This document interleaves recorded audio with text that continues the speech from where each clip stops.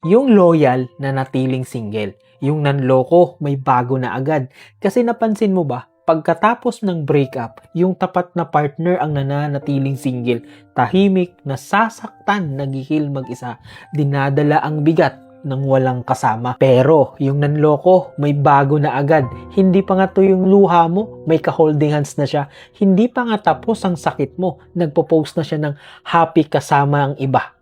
Parang walang nangyari, parang wala kang kwenta, parang hindi ka nag-exist sa buhay niya. At ikaw, nanonood, nagtataka, paano niya nagawa yun ng ganun kabilis? Ganun lang kadali akong palitan?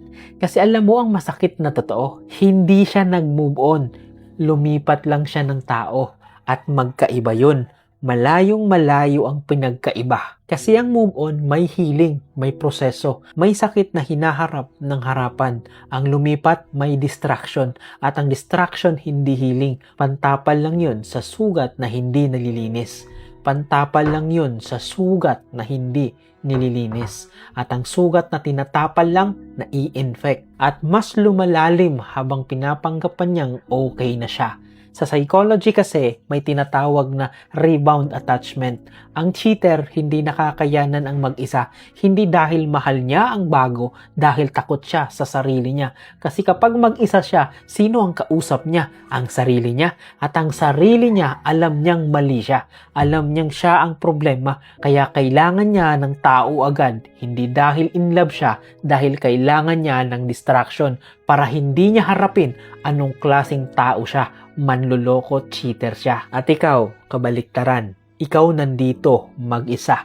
Tahimik, sinisisi ang sarili mo. Kulang ba ako? Pangit ba ako?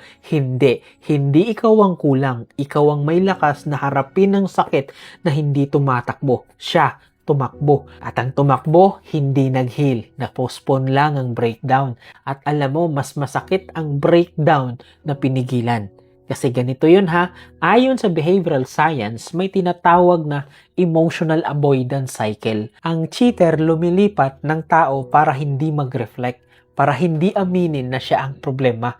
Kaya ang pattern niya, relationship, cheat, breakup, bago agad. Ulit, ulit, ulit. Cycle, hindi love story. Puro bago, pero pareho ang ending. Dahil ang common denominator siya. At yung bago niyang partner, akala nun special siya. Hindi. Next victim lang siya. At malalaman niya yun kapag ginawa rin sa kanya ang ginawa sa'yo. Kaya tandaan mo, kung ikaw yung single pagkatapos machitan, hindi ka talo. Naghihil ka. At yung nanloko na may bago na agad, hindi siya nanalo. Tumakbo lang siya. At ang tumatakbo sa sakit, hindi umaalis sa sakit. Dinadala niya kahit saan. Kasama ang bagong tao na bago niyang bibiktimahin. Kaya, ganun talaga, masakit kapag nagmahal ka.